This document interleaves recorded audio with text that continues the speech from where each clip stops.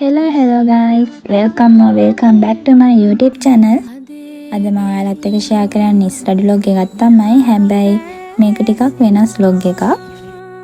අද මට උදේම physics paper එකක් ලියන්න තියෙනවා. ඉතින් ඊට කලින් මොන හරි කන්න මම PNS එකට ආවා.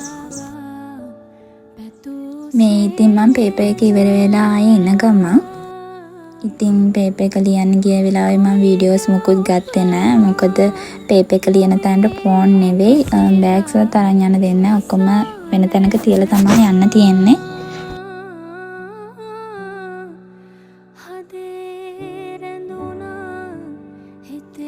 ඊට පස්සේ මම ටිකක් පාඩම් කරන්න කියලා හිතාගෙන පාක් එකට ආවා. ඉතින් physics paper එකක් තමයි මම මේ දැන් කරන්නේ.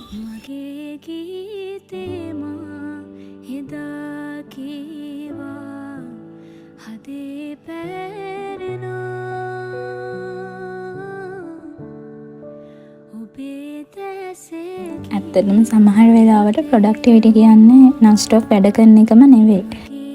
තමන්ටම කියලා පොඩි බ්‍රේක් එකක් දීලා රීෆ්‍රෙෂ් වෙලා ආයෙ ස්ටාර්ට් කරන එකත් ප්‍රොඩක්ටිවිටි එකේම කොටසක්. ඉතින් අද දවසෙත් මගේ මයින්ඩ් එකට රෙස්ට් එකක් ඕනි කියලා වගේ දැනුණා. ඒක නිසා මම පාක් එකේ ටිකක් වෙලා පාඩම් කරලා ඉවර වෙලා ගෝල් පොට් එක පැත්තේ ගියා. වෙනද මං කොහේ ගියත් යන්නේ තනියෙන්නේ. ඉතින් අද මට යාළුවෝ දෙන්නෙක් මීට් වුණා. ඉතින් මම ඒ දෙන්නත් එක්ක තමයි මෙතනට ආවේ.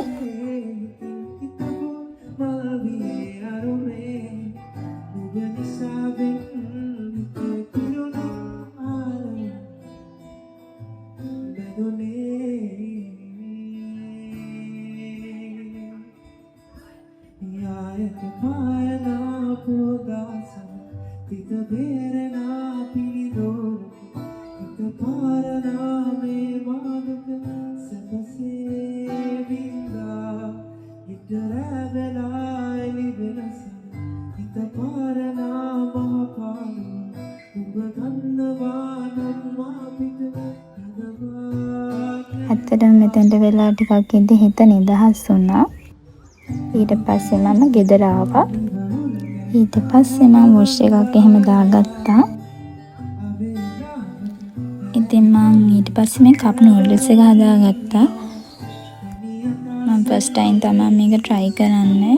රාමියන් instant noodles වගේ කෑවට මම මේ කප් නූඩල්ස් එක කාලම නැහැ. මම සාමාන්‍යයෙන් සමහර වෙලාවට මේ instant food ඒ කියන්නේ instant noodles රාමියන් වගේ දේවල් කෑවට හැමතිස්සෙම මේව කන්නේ නැහැ. මොකද ඒක එච්චර healthiest option එකක් නෙවෙයි නිසා.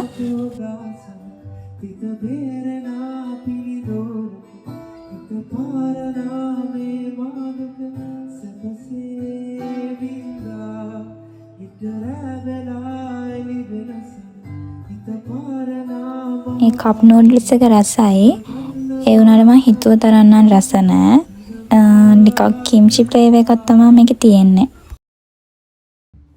මම අද පොඩ්ඩක් රිලැක්ස් වෙන බ්‍රේක් එකක් ගත්තම නිසා මම අද පාඩම් කරන්නේ. ඒ වෙනුවට මම පොඩි වැඩක් කරන්න තමයි හදන්නේ.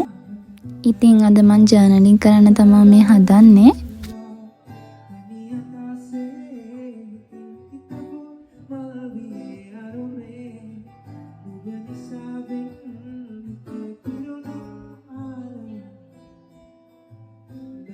මේ තමයි මම කලින් අවුරුද්දේ ජර්නලින් කරපු පොත. එතකොට මේක තමයි මේ අවුරුද්දේ මම ජර්නලින් කරන පොත. ඇත්තටම මම මේ ජර්නල් බුක් එක හදන වීඩියෝ එකක් කරා. ඒක මම YouTube අප්ලෝඩ් කරා. ඒක මම අප්ලෝඩ් කරේ මම එකටම හදපු channel එකේ. ඊට පස්සේ මම ඒ channel එක අයින් කළා තමයි මේ අලුත් channel එක හැදුවේ. අයින් කරා කිව්වට මම ඒ channel එක තාම තියෙනවා. මම මේ channel එක හැදුවට පස්සේ ඒ channel එකේ videos දාන එක නතර කරා. ear spread එහෙම හැදුවා. ඒත් මම මේකේ monthly spread වල habit tracker වගේ දේවල් නම් මේ හැම මාසෙම කරන්නේ නැහැ. ඒත් මම monthly journal එක maintain කරන් යනවා. දැන් මම මේ June වල cover page එක තමයි දැන් මේ හදන්නේ. ටිකක් stress එක අඩු කරගෙන පොඩ්ඩක් relax වෙන්න මේ වගේ දෙයක් කරන එක මම highly recommend කරනවා. ඉතින් ඔයාලටත් තියෙනවනේ ඇකඩමික් ස්ට්‍රෙස් එක ගොඩක් වැඩි දවස්. ඒ වගේ දවස් වලට මේ වගේ වැඩක් කළා පොඩ්ඩක් ඔළුව රිලැක්ස් කරගන්න. ඉතින් තව දෙයක් තමයි මං හිතන විදිහට කන්සිස්ටන්සි කියන්නේ හැමදාම 100% දෙන්න ඕන කියන එක නෙවෙයි. සමහර දවස් වලට 100%, සමහර දවස් වලට 50%, තවත් සමහර දවස් වලට රෙස්ට් එකක්. ඉතින් ඒ විදිහට මේ දේවල් මැනේජ් කරගෙන කොහොම හරි ඉස්සරහට යන එක තමයි වැදගත් වෙන්නේ. ඉතින් මම දැන් ජූන් වල කවර් පේජ් එක නම් හදලා ඉවරයි.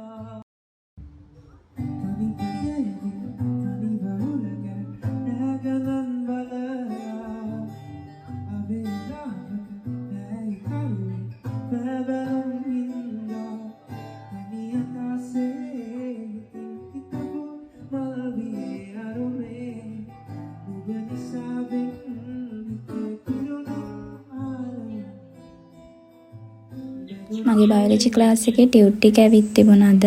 ඉතින් මම ඒක දැන් කඩලා බලන්න තමයි මේ හදන්නේ. ඉතින් මේකේ තිබෙන රිවිෂන් ටියුට් එකයි තව ෆුල් පේපර්ස් 4කුයි ඒකේ මාකින්ස් 4කුයි තමයි. ඊට අමතරව තව MCQ පේපර් එකක් තිබුණා. ඉතින් ළමයි අද ලොග් එක මෙතනින් ඉවරයි. Thank you for watching. Love you. Bye.